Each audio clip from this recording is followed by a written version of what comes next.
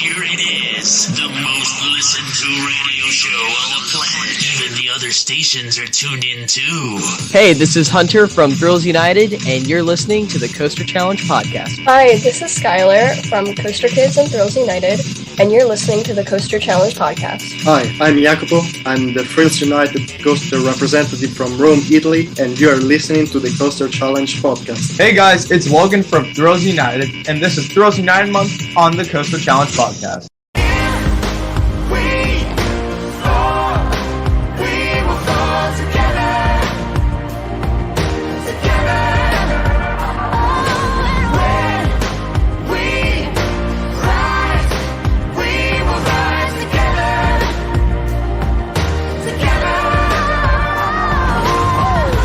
Hey, how's it going, everybody? This is Thrills United Month, right here on the Koaster Challenge podcast, and I'm David Cantu. And I'm Iva Shifley. And boy, we've got a very, very special episode for all you guys here today, but we've been celebrating one heck of a month so far for Thrills United, a great organization that helps people push their fears, break their anxieties, gets them out of depression, helps build friendships and community, brings people together by pushing their fears by doing high extreme thrills. Yes, because, fear is always going to be there, and it's meant to be conquered, and that's what these kids are doing. Yes, and this is not just something, but these kids are doing it. And one thing about Thrills United, it's not just kids, it's adults too. This is like the older kids, adults, where they're out there pushing their fears. It's not just about roller coasters in this organization. It's about doing extreme high thrills like bungee jumping, cave diving, doing like the sky jump on the stratosphere in Las Vegas, doing river rafting, anything that's highly thrilling, or just facing your fears by holding a snake, holding a tarantula. It's like anything that would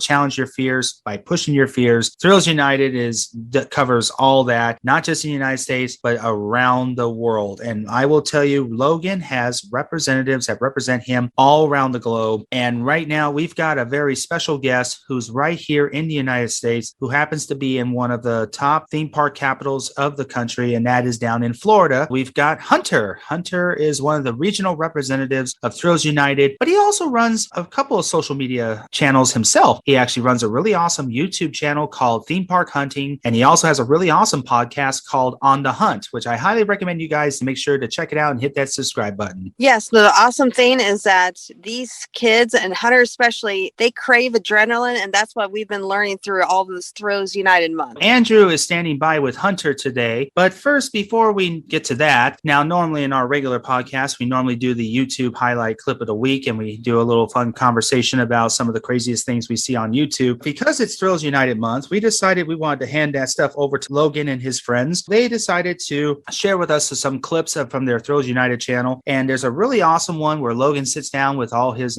regional representatives, and they talk about the story about how did they become an enthusiast. So take a listen.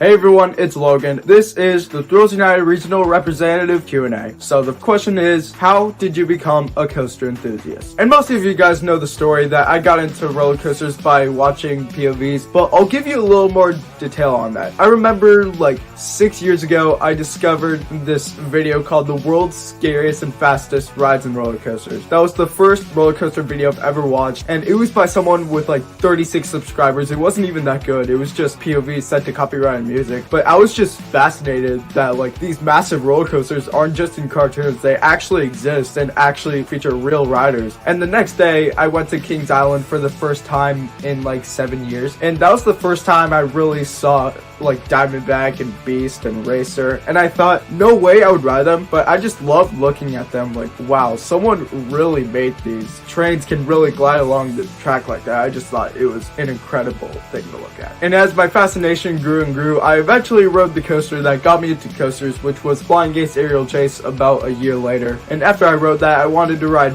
bigger, better, and faster coasters. The rest is history. Here are the rest of the regional reps answering this question. I first discovered my love for coasters when I was 2 years old and I rode Goofy's Barnstormers at Disney World. I first realized that I loved coasters and wanted to be an enthusiast was when I went to a Worlds of Fun for the first time in 2012, and I was still kind of scared of them, but I thought they were amazing still, and I knew that I wanted to be an enthusiast. So my story when I first became an enthusiast enthusiast, loved roller coasters, you know. I was going on a field trip to Lake Compounds for school. I hadn't been to a park since I was like 6.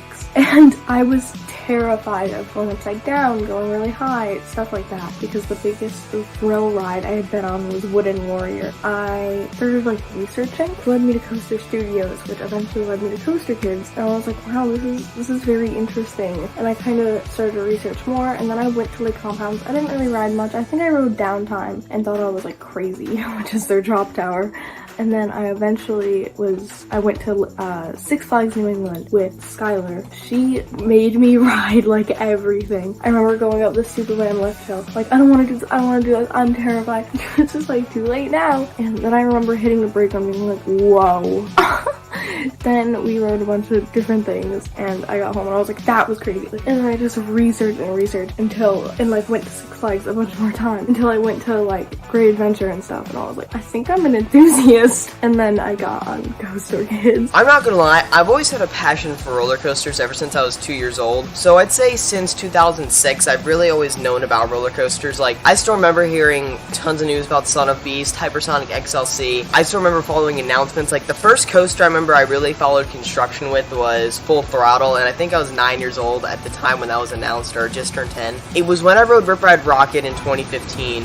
For the first time at Universal. That is really what made me want to focus on coasters. And then once I rode Mako, that just took all my fears away, and I just really rode every coaster I just saw. I definitely say Rip Ride Rocket is what changed me. I am glad that I can still say I remember all those coasters operating when I was still into them. So I live in Oregon now, but I'm actually from Los Angeles originally. So when I was a lot younger, I used to go to Disneyland a lot, and that's what really fostered my love of theme parks in general. But when it comes to coasters in particular, when I was about 6 years old, my parents got me this magazine thing. I don't even think this is the original cover. I think I've looked through it so much that it's actually fallen off. This thing is the singular thing that made me take such an interest in roller coasters. First realized that I loved roller coasters after I visited my home park Six Flags over Texas about 3 times and rode Batman the Ride. I didn't necessarily realize I wanted to be an enthusiast, but I wanted to try a big roller coaster. When I was 9 years old, we did a trip to Legoland and Disney in Florida. I wanted to try Rock and Roller Coaster just to give it a shot, try a big roller coaster. And I did, but we went to Legoland first, and I had a hard time getting on those coasters, but I got myself to do it, overcame my fear. Then did Rock and Roller Coaster, and then eventually after that, I'm like, ooh, I want to go to Carolyn since it's right down the road, and I tried Intimidator, liked it, and eventually just fell in love with coasters. I never really decided that I wanted to become an enthusiast, just something that happened slowly. I rode my first coaster as I was only 2 years old, or something like that, and then I just rode more and more, and I rode my first thrilling coaster, at least for my age. It was a Gerstler bobsled coaster, Thor Summer and Djurs Sommerland, when I was 5 years old, and then I just grew up and rode some more intense coasters and slowly became a coaster enthusiast. I realized I really liked roller coaster soon after Lunello closed. As I found out about RCDB, I used to spend hours and hours looking at coasters around the world. I think that passion just grew up with me during the time, and when I finally had the chance to, I started traveling to ride coasters, and that is the reason, I guess. I first started realizing that I loved coasters at the age of more or less 13 to 14 when I faced my fears on riding Medusa Steel coaster. It started for me at Universal Studios. I wanted to go there because I was in Florida.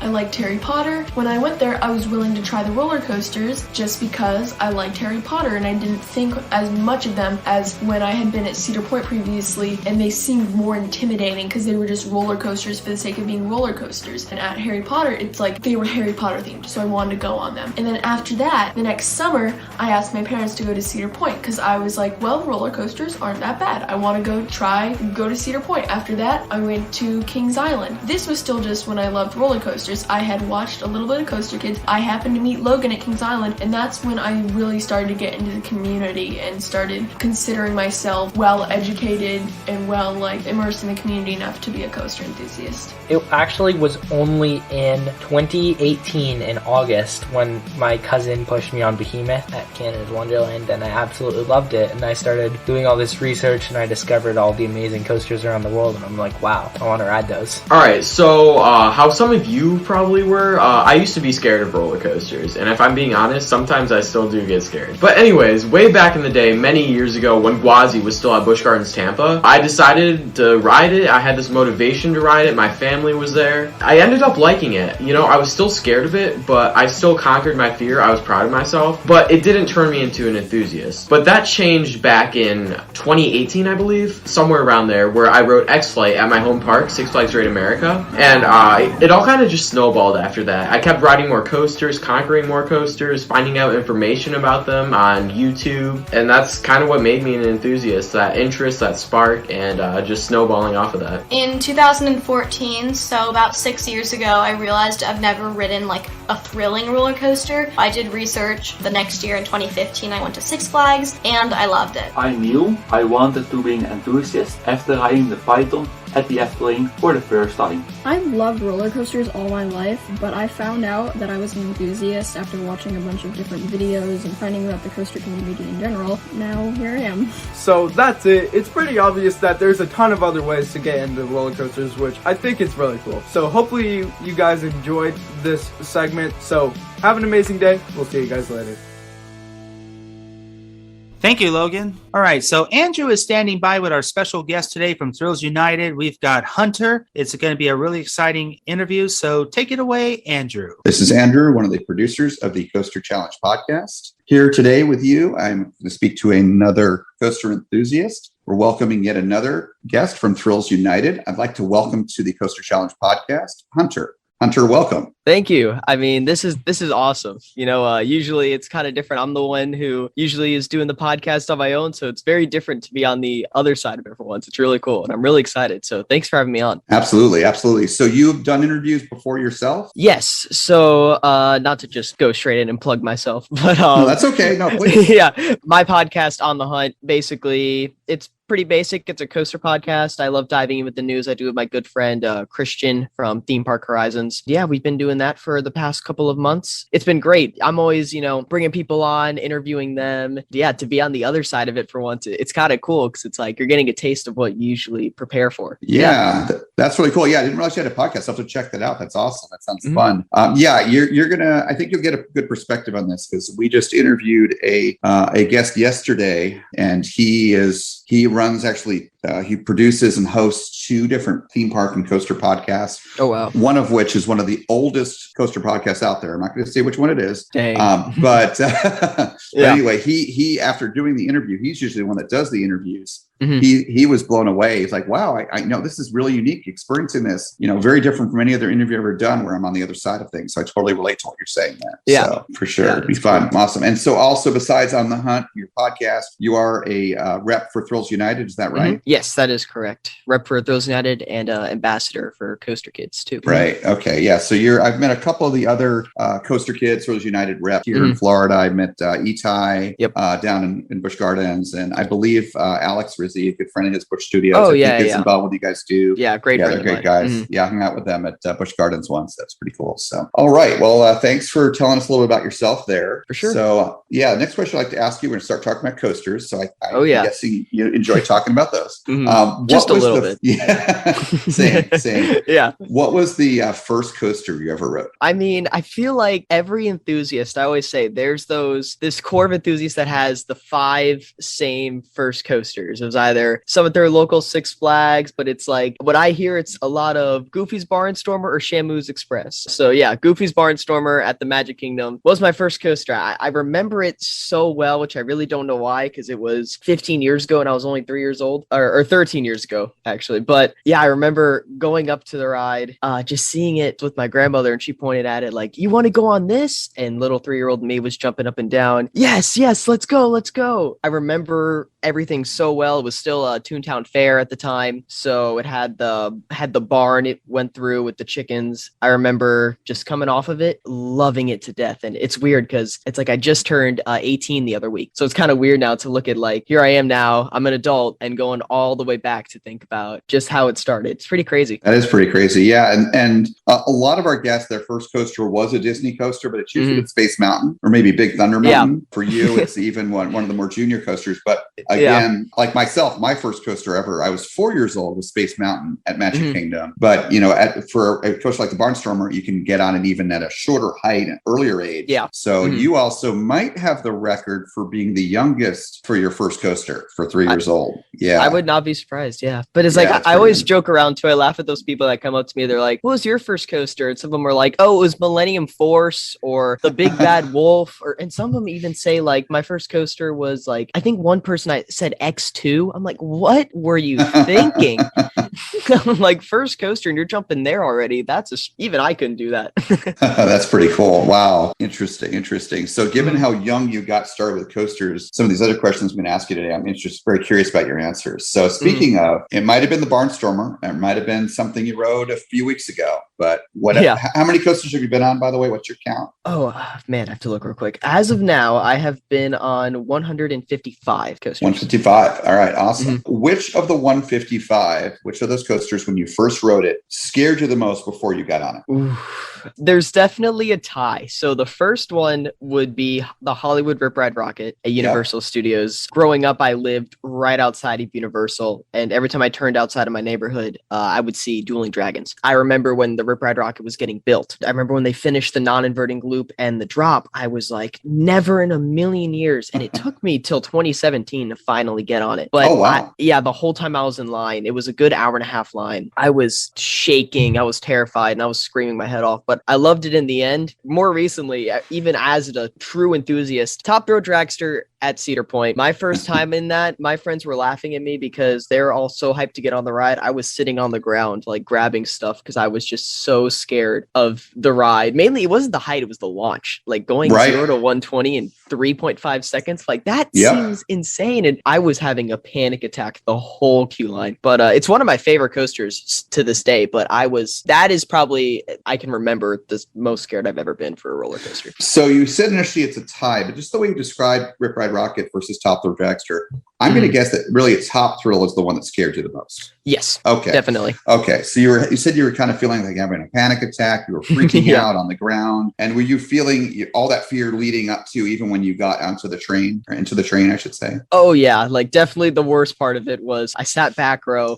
Definitely the worst part was just sitting on the launch track, waiting, knowing like, okay, once you feel that little tiny click as you go backwards, like 4 feet, that's when you know, okay, there's no going back and it's go time. And it's especially just kind of waiting for that click to happen to brace. It's like, it's just terrifying because you sit there for a good minute and it feels like hours when you're sitting on it. So yeah, like sitting there was like, okay, let's just go. It's 17 seconds. Feel like I've been on the ride for 17 hours, but can we just launch? Let's get this over with. Yeah. And I remember the whole experience like it was yesterday. Right, that's really cool. Okay. Yeah. Can you remember, like you were just saying, you remember the whole experience. So I'm going to maybe challenge your memory a little bit. All right. Was there a specific moment where that fear turned into something else on that ride? It was definitely kind of going down the spiral on the top hat. Okay.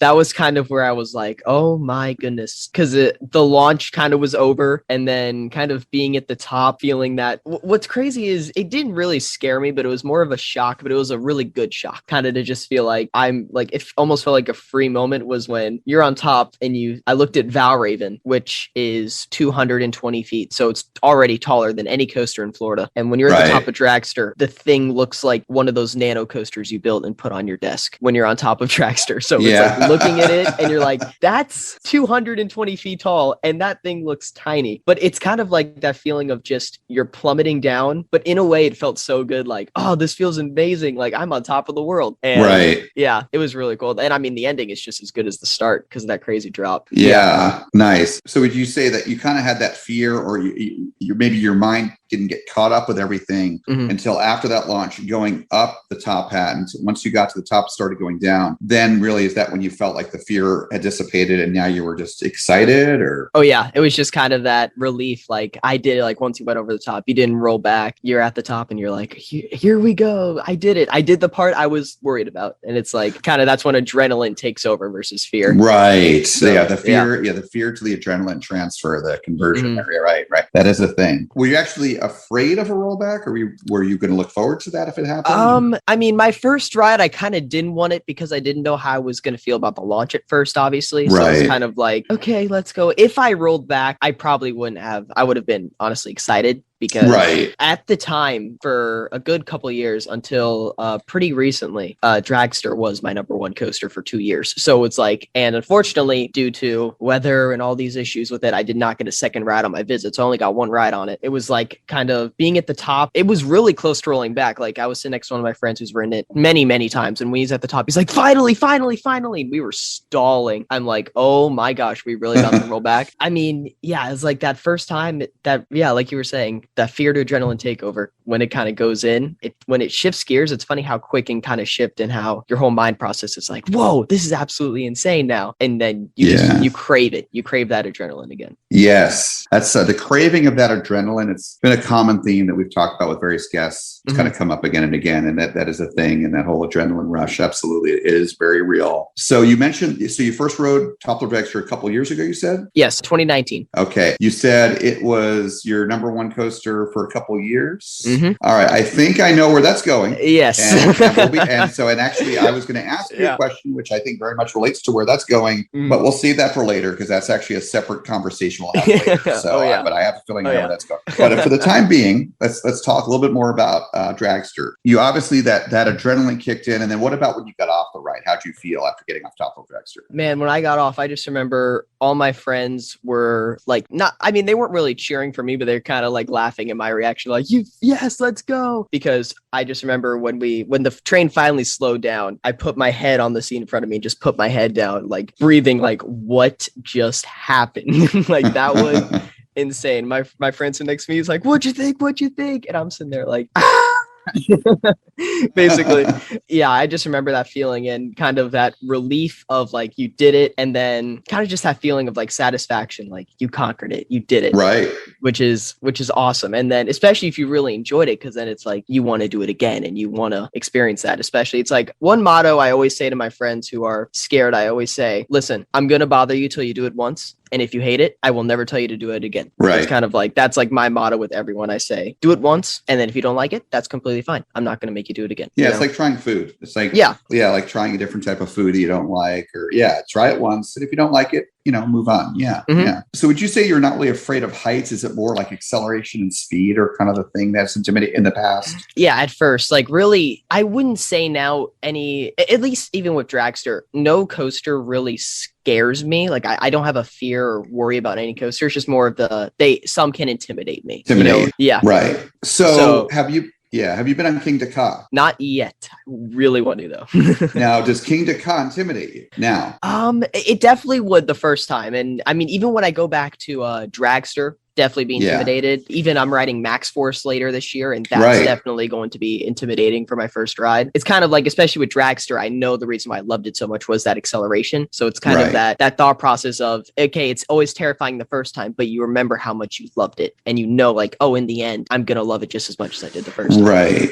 Okay. And then whenever you do get to go on Max Force or waiting online for it, or King Dakar, waiting online for it, do you anticipate you're going to have anywhere near that level of kind of nervousness, so to speak? Definitely not as bad as I had it on Dragster. I'll definitely feel a little something. It'll definitely be the ride I will be the most nervous for in Great America.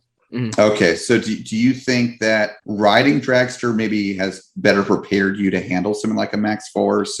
Oh yeah, for sure. Definitely, for sure. And especially when I'm hopefully, I've been having it for years, but been trying to go to Japan for a while now with my family, and Dota Dampa is looking more likely that I'll ride it. And it's like, that's when it comes to acceleration, that's the best of the best right there. It's kind of like, that's the only coaster that I legitimately think will scare me as bad as Dragster if I do ride it. So is it that positive linear G, that acceleration? more so than the actual high speed that intimidates you? Oh yeah, because it's like any coaster can go. It's kind of like in your car. It's like you can go 0 to 80 in around 6 to 8 seconds depending on what car you have. But it's like when you kind of merge on the freeway and you kind of kick that acceleration to make sure you can get on in time. It's like that little bit of acceleration is fine, but it's like, okay, I'm going 80 miles an hour in my car. That doesn't scare me. But it's like if I went 0 to 80 in my car in 3 seconds, that would scare me because that's a lot of control and a lot of feelings you're going to get at one time. So especially with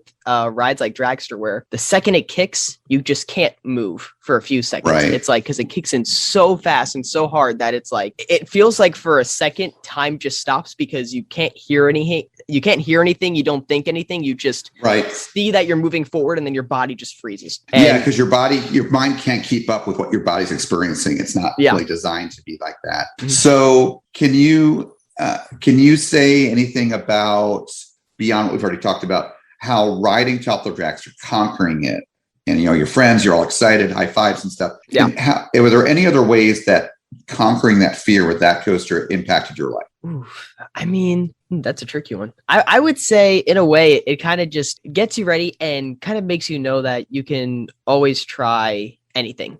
Like if something, especially with Top of Dragster, when it's safe, like a lot of people will say, oh, I don't want to ride this or I don't want to do this because it isn't safe. That's not true at all. So it's kind of like with the safety aspect without like taking big risks, like, oh, I rode Top Throw Dragster, I'm gonna go jump off a 50-foot bridge. It's like, no, I'm not gonna do that. But it's kind of like the thought of it really is up to you that you are able to do anything. And especially with something like that, it kind of showed me like, yeah, if something is completely safe and you are confident, then yeah, you can do really anything, or even taking a little bit of risks. It never hurts to take a couple of risks in your life. And sometimes that can lead to great success. Okay. So, and you feel like that's kind of where you were at after riding Dragster? Yes. That's okay. So in other words, you bring up a good point. Yes. So would you say that facing your fears on Tropical Dragster help you to kind of be able to better deal with fearful situations in general in life after that? Mm-hmm. Oh, for sure. I think, the biggest thing with fear is I kind of always feel like one little thing is fear is kind of always there and it's always meant to be conquered. That's always something great. And especially with me, like recently, I've been kind of going through my own things where I hate being sick in public. I hate it. Like if I have to like kind of vomit in the middle of a park, that thought of it's like, oh, I hate it. I hate when people come to me like, are you okay? Are you okay? I'm completely fine. Stop. It's like it happened for the first time last year and it really got in my head the first time it happened. It's kind of like every time I go to a park now, unfortunately, I have felt nauseous and I have felt these feelings that make me kind of just want to leave and like, okay, let's go away where I can not feel this. It's been bothering me for a year, but it's like I looked through the past year and there have been so many times where I have been able to conquer it. And sometimes it has, or actually a lot of times, it has led to amazing opportunities for me that I'm so thankful I got to conquer it. One of the ones that just kind of stand out in my head was when Velocicoaster was first testing. I really wanted to be the first one to get in there and go check it out. But I knew waking up early, going to a park, not a lot of sleep, getting there super early. And this was back in like December or January. So it was cold. It's like, I'm not going to feel good. I already know. At the beginning, like when I was getting ready to go, I felt horrible. But once I got there, I was so thankful because when I got to the spot where I was going to sit and kind of camp out and wait for it to test, many other people that I kind of look up to. So one of them was like some people from Orlando Informer showed up and I got to know them. One of the best ones I'm very thankful for was Dan from Midway Mayhem. A lot of people probably know who he is. Oh yeah. But yeah, for those who don't, he does the best construction updates for sure out there. But I was able to kind of meet him. And so I met him a few times and him and I kind of knew each other and what we do, but we never really got to know each other. And I was very thankful because I was able to camp out with him for 9 hours waiting for this thing to test. Now, it never did, but because I kind of conquered that feeling that I had, I got to know and became really good friends with someone who I look up to, and now it's like us together now. Whenever we see each other, we're like always talking and having a good laugh. He's been teaching me some great stuff that I can use for my own channel, especially with him. He has thousands of subscribers. So it's like something like that. It's a good thing to be taught. I've been very thankful for it. Same with other things like Velocicoaster opening day. And what's another one? There's a more recent one. Can't think of it off the top of my head, but there have been many times where I've conquered this, have been very thankful. Hollywood Nights recently. I went up to Holiday World. Yep, And, you were there too. Yep. Very thankful that was able to do that, because if I told myself 7 months ago, oh, you're doing this, no way, I wouldn't even have processed it. Times like this where it's like, for the few minutes it may suck, there's going to be hours of bliss and freedom. Okay, and, yeah, that's really cool. Yeah, and by the way, if I'm prying at all, please,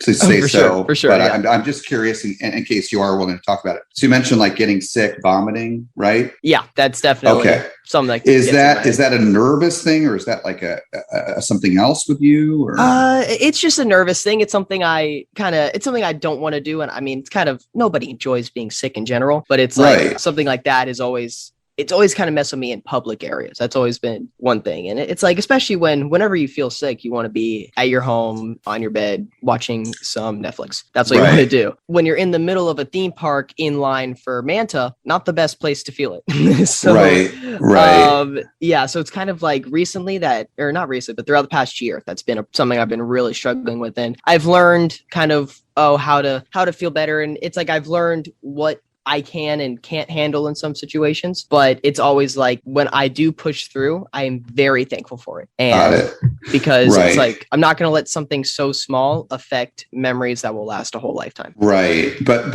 okay. So I'm just trying to understand, is this something where, like, when this happened or almost happened, are you able to fight it back or whatnot, where you had like a stomach flu or something and that's why you were going to throw up, or were you going to throw up because you were nervous? Basically, yeah, just something little kind of starts and it gets my heart racing, and then it all turns into, basically, like, my panic is feeling nauseous, which is not fun. I see. So I see. I'm not someone to kind of be like, oh my gosh, what's going on? I need to ground myself and breathe. It's kind of just it's like my subconscious mind makes me feel nauseous. So I see. Yeah, I it's see. like, So the anxiety produces that sort of results in. Yes. Wow. And then obviously if it lasts a while, it can turn into a big spiral. But yeah, it hasn't happened since then, even though I've had some of these problems. I've been very thankful, especially with something like parks. In the beginning of it, it's like, why is it happening in the place where I go to relieve my anxiety? Why am I getting it from the place I go to relieve? And it's kind of just, I realized if I'm going to sit back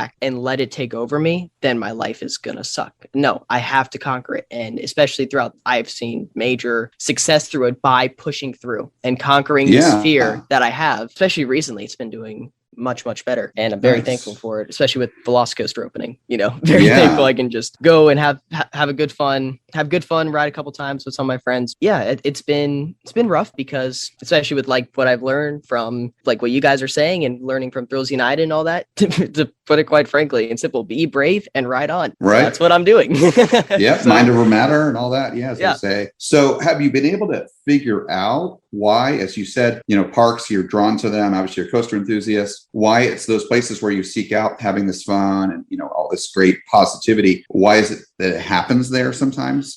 Have you figured that out? Or yeah, I think it's kind of just that it's where I go to the most. So it's kind of like, if anything is going to happen, it's going to, like, I always, once a week, I go to a park. If I don't go once a week, it is rare. And people ask, are you okay? Like, whoa, you've been in 8 days. What is going on with? But it's like, it's just that, especially with it, it's like, I'm struggling it for a year. That's 52 weeks. Well, that I've gone to a park 52 times throughout the past year still.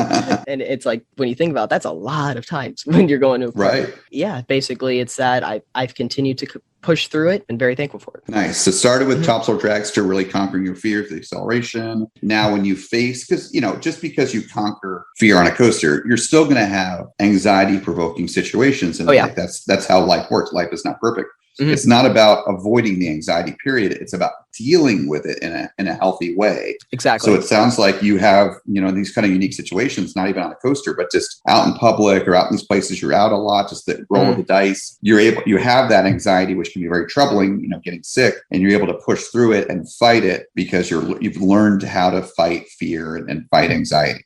Awesome. Exactly. And then you got to meet some awesome friends like Dan Mate. Midway Mayhem Dan, I should say. Yeah, right. So, and that's a common theme right there, by the way, is why people that we talk to, myself and David, are certainly this way. where because we are coaster enthusiasts and theme park enthusiasts, I mean, sometimes we all go to a park by ourselves, or we start that way. Then we wind up, meeting new people, meeting friends. That's happened to me. I've done a lot of international travel for business where I am by myself. Same with David and I. We were both at an ACE event by ourselves. We first met 3 years ago, and then we became friends from that. Yeah. And even if you're there, as I am often, more often than not, I'm at parks with friends, especially here in Orlando, locally, meeting new people all the time, friends of friends. And it's a very social experience for something where we're strained into a seat by ourselves, theoretically speaking, although someone can be next to us. Theme parks and coasters are very social, and it goes well beyond being strapped into a seat just by yourselves. And then all the discussions before and after, waiting in line, just everything, traveling. So I'm glad that, you'll be able to conquer your fears and like hanging out there for 9 hours waiting for Velocicoaster to start testing. And it never did. At least you were able to make a new friend and meet someone you've been talking to. Exactly. So it's great to have that social aspect of things, for sure. Yeah. And I don't know if you're part of that group, but David and I were at Hollywood Nights as well with a bunch of other friends. A couple times I remember seeing a whole herd, I guess is a good way to put it, of Koaster Kids / Thrills United people, just like 15, 20 of you guys, just all excited, running around. And I remember a couple of those times I ran into Itai and Alex and said hi to them. But I don't know if you were there with that big group, but if you were, you guys were having a blast. It was great to see. So I mean, Hollywood Nights so interesting for me because I was running around everywhere. And it's kind of funny. Like, this is something that it's like for me that it was very funny. I did not really enjoy the voyage. I did not understand the hype. And it always had such a long wait. And I'm like, why would I ride this when I don't even enjoy it that much when Legend has like a 5-minute wait and I love it so much. And I noticed that I was with these two groups. I had my Florida friends and then I had my friends from Ohio and stuff. Like I had the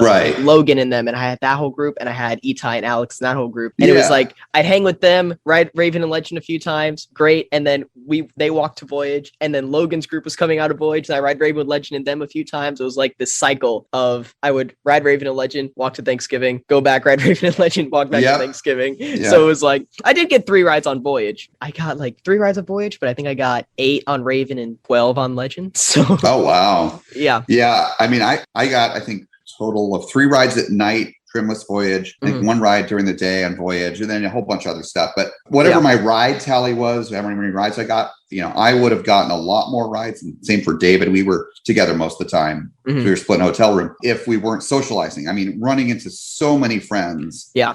Some friends from Florida, but a lot of friends from all over the place, Ohio and elsewhere. Some that I had met before, that I just don't get to see often because they don't live here in Florida. Some that I had never met in person before. And it was, I mean, I loved everything. I love the water park. Those water coasters there, like especially Mammoth, are amazing. Oh my gosh, amazing. And I love Voyage. Legend was great. Raven was fun too. Just the park was beautiful. Everything about awesome. That weekend was great. The rides were great, but the social aspect of it was like, that's like, talk about being with friends and stuff. That was that kind of experience at a regular park on steroids. And in some ways, I enjoyed the social aspects the best. Oh yeah, for sure. Yeah. Oh, for sure. So it's just so cool to see everyone, make new friends too. I had not even talked to before, but So I got to ask you though. So and again, we're actually getting pretty close to the part where I'm going to ask you some similar kind of questions, but everyone, something we talked to Jeff Joyner about a while back is because I interviewed him for the show here, is he very understandably is trying to get everyone, he influences the community, of course, everyone knows him, to not talk about the best coaster or the best flat or the best water run. It's the favorite. And that's how we term it too. So it's totally understandable if you like Legend more than Voyage. And that's fine. I'm just curious to know is what it is about Voyage that makes you like Legend more. So I think, first of all, it was kind of, I always go against it with expectations. I always say, oh, don't go with expectations. Don't go with expectations. And then I find myself being a hypocrite of that statement because I go in with expectations. Because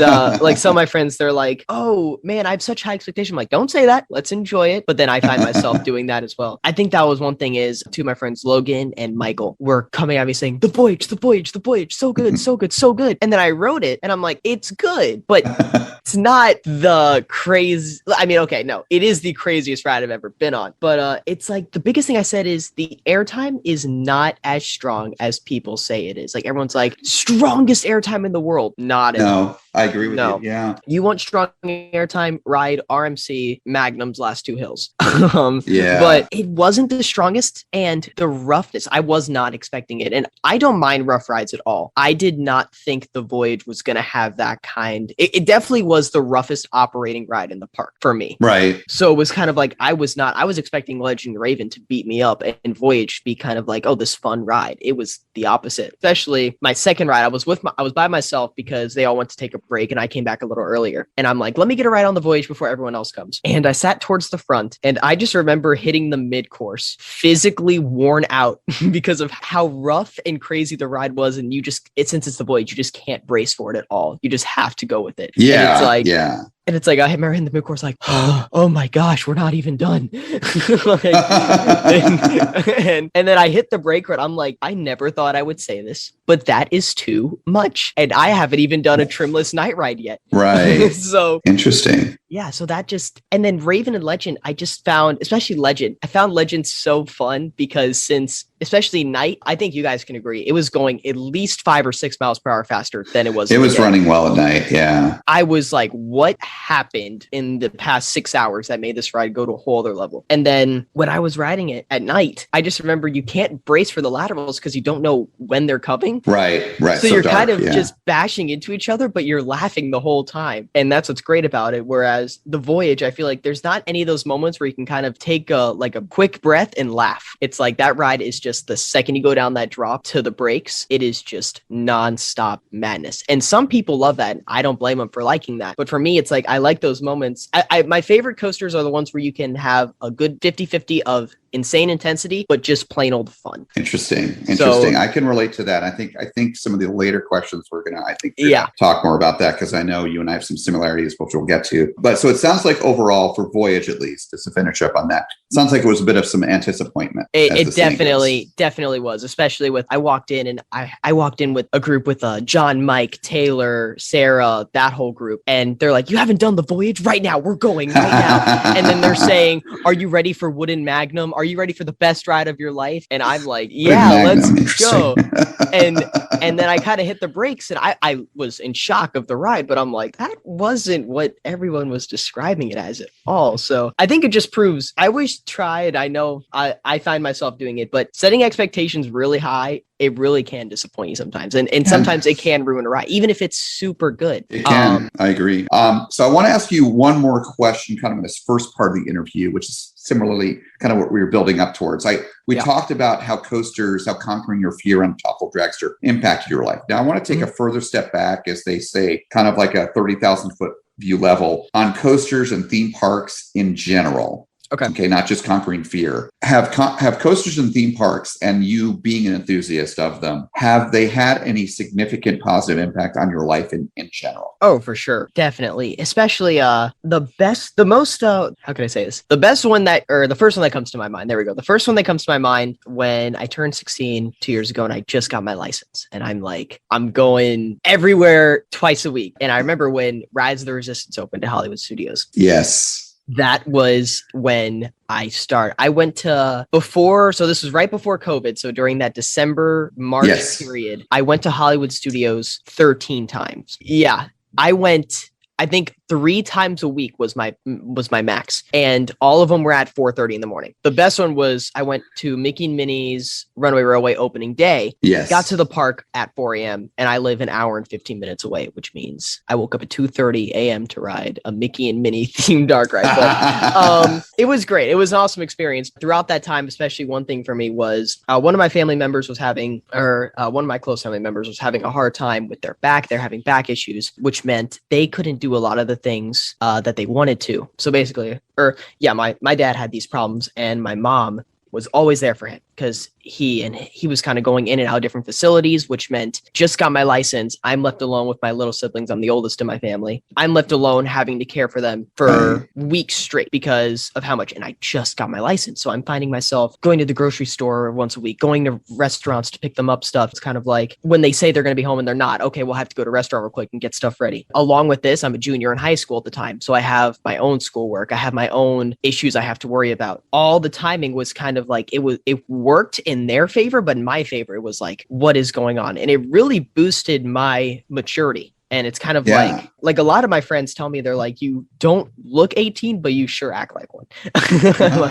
You know, and I'm like, I'll take it. I'll take it. When this happened, I needed escapes from these times where I'm like, I don't want to do this every day where I'm having to do school. I go get food and that's my day. So the times where I was able to go, I went to Disney World because I grew up going to Disney. That was my home away from home. Especially when I knew I needed to be home for the night. I figured get there at 5 a.m., ride Rise of the Resistance, do some of the stuff there and come home. That's no problem. I did that so much. And it like those, I always say January through March, even though I was having a lot of home struggles, those 3 months right now is the highlight of my life because it's like, I haven't had that much fun, especially with, I told all my friends came down to ride Rise of the Resistance. So I said, hey, stay at my house. We'll leave at 3 a.m. It'll be awesome. We'll have a blast. It was a great time, especially with Mickey and Minnie's Run a Railway. That was like the first opening I really could attend. And I got to meet a bunch of great people. I was in the first public pre-show on that, which was madness. You know, like when I won't spoil it, but there's a cool effect that happens in the pre-show. And let me just say, to be in the first one and everyone see that and be like, be wowed, oh right? My gosh. It was like everyone got chills and it was awesome. And I got the third public train on it, which was so cool. To do that was a great opportunity. And then obviously COVID happened. Before the parks closed, it was like, that was a great time. And luckily my family has recovered from that. And it was all great, especially once COVID ended or once everything in June, when everything started reopening, everything was back to normal. It was like it's like it turned a bad into a good because I can look at those times where at home, my whole family was struggling. But for me, it was like, it really boosted my maturity. It got me to kind of step out of my comfort zone, which especially for real world experiences, it's like, unfortunately, us coaster enthusiasts, we have stuff to do outside of going to theme parks every day. We have, all of us have a life that we have. Most of us. Yeah. Yes. Yeah. All of us have something that we have to do outside of going to a theme park. So it's kind of just jumping into that and getting ready. It feels really good to kind of know, like by age 17, when all my friends are like, oh, I don't know if I can do this yet. I don't know if I can do this yet. It's kind of like, oh, let's just go. I don't care, because I was able to step out of my comfort zone so quick, and I'm very thankful for it. And especially that I can look at that time and say, that was the best time of my life with something so stressful. I'm really glad that I was able to do that. That's awesome. So it sounds like you were about 16 when you got your license, of course. Mm-hmm. You had this kind of family situation where you kind of had to mature quickly. So you had to take care of your younger siblings because your parents had their thing going on. Mm-hmm. You found yourself at a relatively young age, kind of ideally looking for a place to go to kind of just get release and kind of stress relief and just get away from the real world for a little bit. Yeah. And that's where theme parks, Disney World, for example, came in. Yes. So we call that theme park therapy. Yeah. And it's a theme of our channel. Of course, again, you're now 18. What I guarantee for you, unless there's some weird thing, which I would hate for you, which I doubt is going to happen, where you, for some reason, get to the point in like a few years where you hate coasters and theme parks. I doubt that's going to happen. Yeah. So other than that happening, what you're likely to find as if you're going to go to college or, start, getting into your first full-time jobs and so forth after high school, that you're going to face more and more stress and at times. And so that theme park therapy is going to become more and more important. I'm glad that you got at a pretty young age, at 16, to first experience that benefit, that theme park therapy, and keep at it, because it's obviously theme parks and coasters are a big thing for you, like they are for me. Yeah. Keep using that as self-care, as another way to put it, as you get older, because it really is very healthy. For sure. All right, so let's have some fun now. We're going to go into like the second part of it. All right. So you've been on 155 coasters. Okay. What has been your craziest moment on a coaster ever? Like something that didn't go right? Ooh, okay. So one that comes to mind, it's not even on a coaster, so it's on Tower of Terror. Okay, that's fine. So yeah, this is the one I told some of my friends, like, what the heck? I've learned this trick on Tower of Terror to get a little bit of room on it. I learned this trick, and when I learned it at first, I was like, I'm using this trick all the time. But ever since this day, I haven't used it since. So it's like, because we get on it at first, and I have just a little bit of room. We go into the shaft. They say the Tower of Terror, and then the ride drops. But it was the strongest drop I've ever felt on it. And then all of a sudden, the ride comes to a slamming stop, and everyone like grabbed something when it dropped because it was that intense. It stops, and all the work lights turn on. for 3 seconds. Oh. And for 3 seconds. So I'm like, what's going on? And then literally 3 seconds later, the ride continued, but all the lights are on while it's going. So I'm like, did someone have something they're not supposed to? I'm like, it's Disney. If someone has a phone, they're not turning it off. No, and so I'm very confused on what's going on. The ride continues in its normal motion. It ends. And then when I come off the ride, I hear over the intercom, we're only running one side for the rest of the day. I'm like, oh, what the heck? So I don't know what happened, but it was like a legit either free fall or malfunction with the cable going too fast on it. That's always the one that comes to mind because it was the weirdest thing. And I was there for the rest of the day and they did not open that side. So for that first drop, you said you went all the way down. Did it slam at the bottom or did it kind of? It slammed. It was a hard stop, and I had room too, so I went like flying, and I even grabbed something, and then it slammed to a stop in 3 seconds. And I'm thinking, oh, maybe they yelled at me for room, but I came off because I had a little bit. It was not that much, but then I came off, and no one talked to me, no one said a word to me. Yeah, and then they said that's how I was closed for the rest of the day. I mean, all the work lights are on. Like even the exit part, you could see all the mechanics of the ride going on. So it was very, very strange. So I don't know what entirely happened. I still don't know. But that was the craziest drop I've ever felt on any ride. And still to this day is a mystery. So yeah, because what's interesting is Tower of Terror, I'm not certain of this, but my understanding is, and obviously there are technically 4 Tower of Terrors in the world. Of course, the Florida one is not only the OG, it's different than all the others. I've been on all of them. One of the other ones is a clone of they're all clones of each other. Because they don't leave the same. They stay in the same shaft. They don't have the fifth, the trackless part at the top and the fifth dimension. I think they call that. Yeah. But my understanding is for those 4 Tower of Terrors, they're the only rides in the world that go down faster than gravity, where they're a powered acceleration down. Perhaps. I don't think even the drop tracks, like on any of the drop track coasters, I think maybe 13, maybe like that. But I don't, certainly like your drop rides, your Intamin Falcon's Fury or your gyro drops, those are just free fall. They're not forcing down. But Tower of Terror actually has additional force downward, powered force downward. So, but then you're talking about on top of that, having an even stronger push downward. And then you had that room because of that trick. All those combined, that's pretty insane. It really and then was. all the oddities. Is it because of that experience that you haven't done that trick since then? So it's a little bit because I still don't know if the reason why the ride stopped and all the work lights were on was because of me. Right. But then it was taught my lot of friends the trick at the time. They all use it. Nothing bad has happened to them since. So I think really, and I haven't gone on it much since because of how when COVID especially reopened, that line was always hours long. I think it's just kind of that's one thing where I've always been hesitant to do again because I don't know if it was my fault, but I highly doubt it was because that was definitely strange. Yeah. All right. So that was an interesting, crazy moment you had on a ride. That's great. That's interesting. Okay. So here's the question that you've been hitting at a little bit. I've been hitting at 5 or 6 times already. Because I already know the answer because I've seen your videos. What is your favorite coaster and why is it Barnstormer? No, just kidding. What is your favorite coaster? Yeah, so that's going to go to Great American Scream Machine at Six Flags Over Georgia. Man, I mean, if you want to talk about the strongest airtime that lasts for 0.02 seconds, you got to ride there. Okay, the most. They're 27 seconds of airtime. Try 0.27 seconds of the strongest airtime. Okay, that's all I can say. Definitely a ride. Yeah, but in all seriousness, Jurassic World Velocicoaster. I mean, that is my perfect ride laid out on paper. It's literally, I always say I want a coaster that's a perfect mix of intensity and fun. And that is Velocicoaster. It's so good. So speaking of things we don't look forward to, okay, what is on the other end of the spectrum, what is your least favorite coaster? Oh, so it wasn't until recently I solidified it, but there's always been those coasters I kind of dislike, but never I would never have a solid one of them that came to my mind was always Vortex at Kings Island. When that thing closed, I was celebrating. I'm like, thank goodness they could put anything else better. Everyone was so sad. I'm like, you guys are weird. This thing beat you up and you enjoyed it. That is weird. That was kind of always one. Another one was Zeus and Mount Olympus. It got retracked recently and everyone's praising for it, but I rode it before it got retracked, and Mount Olympus pre-retrack, you can kind of imagine where that's going to go. That was the roughest coaster experience I've ever had.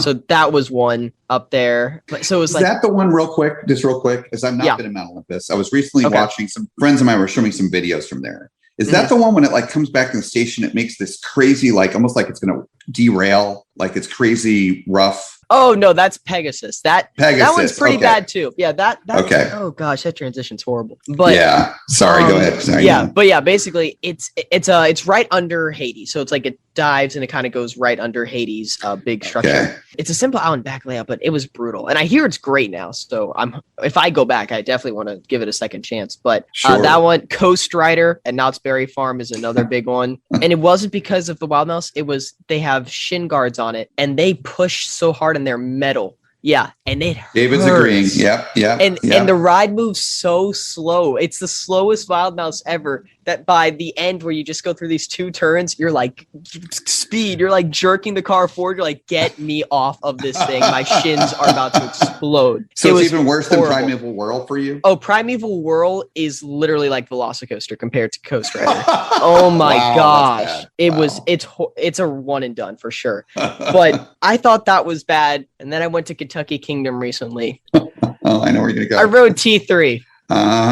And that after that ride, I'm like, that is atrocious.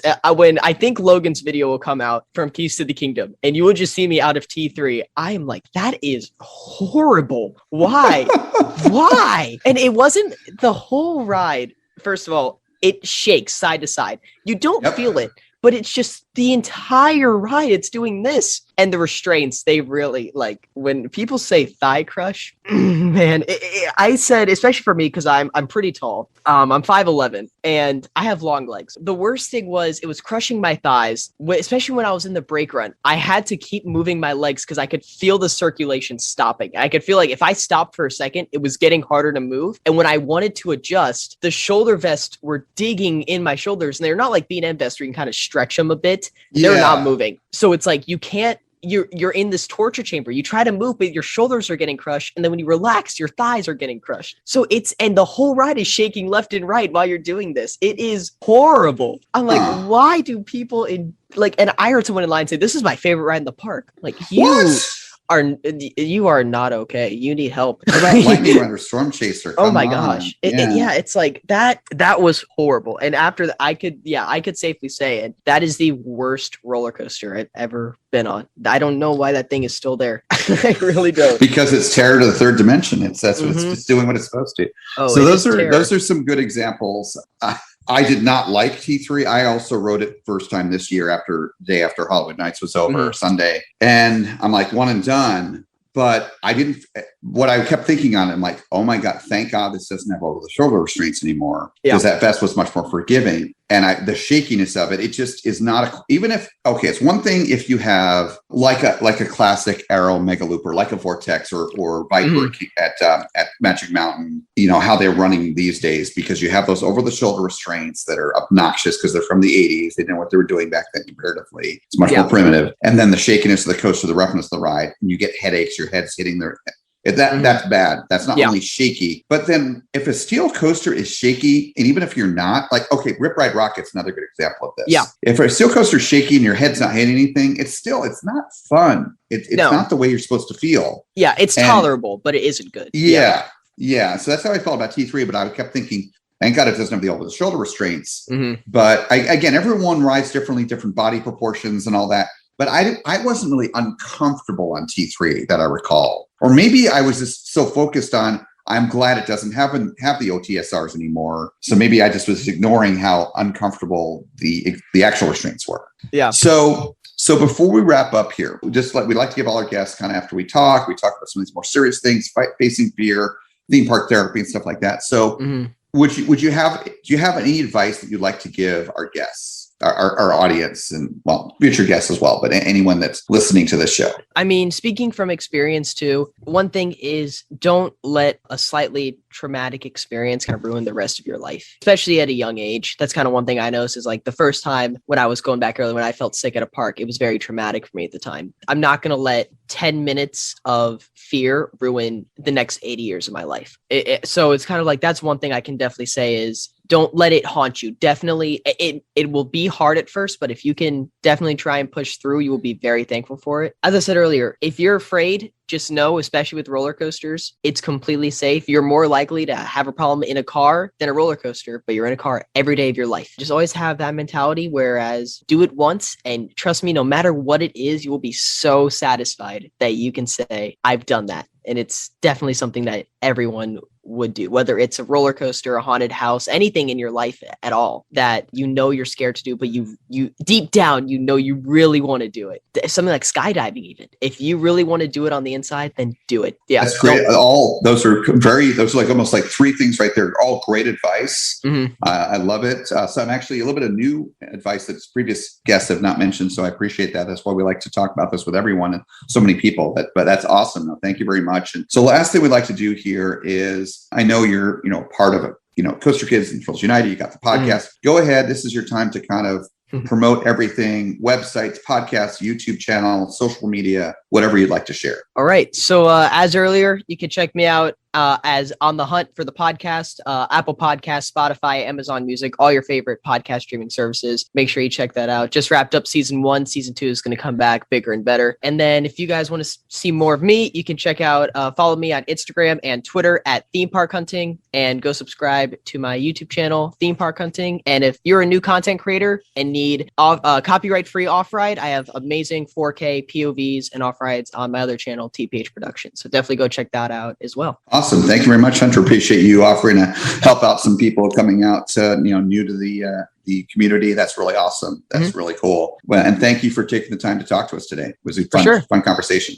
Oh, it was awesome. Yeah. Thanks for having me. Thank you, Andrew. Thank you, Hunter. Iva, that was a really awesome interview. Yeah, it was. Hunter started off just by being afraid of Hollywood Rip Ride Rocket, and then facing his fear by riding Top Thrill Dragster, which, as all of us know who've listened to the past podcast episodes, is one of those coasters that everybody either loves or hates. Yeah, the most common roller coasters that have been mentioned in this first season so far has been Top Thrill Dragster, X2, Steel Vengeance was one, Fury has been brought up quite a bit, Space Mountain, when their first coaster ride, their first challenge was trying to get off Space Mountain. But I have to tell you, I loved what Hunter did. He almost fooled me when he said the coaster that scared him the most, or no, not scared the most, I will say it was his favorite coaster, and he was sitting there saying it was the American Scream Machine over at Six Flags Over Georgia. And then all of a sudden he goes, no, it's Velocicoaster. That was pretty good, Hunter. You did a good job. You almost fooled Andrew and I there that moment. Yeah, we don't have any room to talk about that, especially after our recent Florida trip. The Velocicoaster wound up being yours and mine first number one coaster. And mine used to be Fury and yours used to be Still Vengeance, but the Velocicoaster blew us out of the water. Andrew, I hate to say it, was right.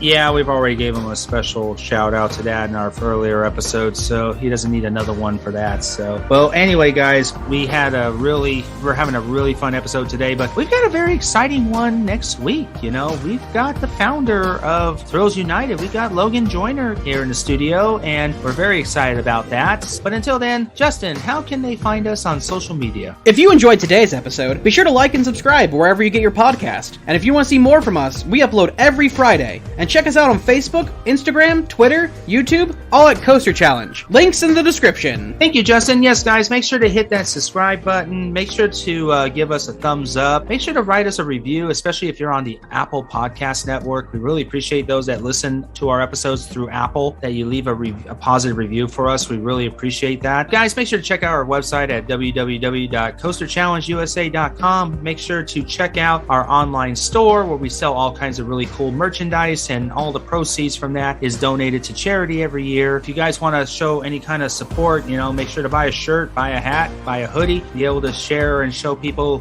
who you support and love. Like I said, we're going to be closing out the Thrills United month with a very special guest next week, and I'm very excited about that. How about you, Iva? Oh, I'm super stoked. I love Logan, not including all the other reps we've had this month. Oh, it's been a very good month. I'm really excited, and I can't wait to close it out with Logan. It's going to be a lot of fun, guys. So make sure you tune in next Friday right here on the Koaster Challenge podcast.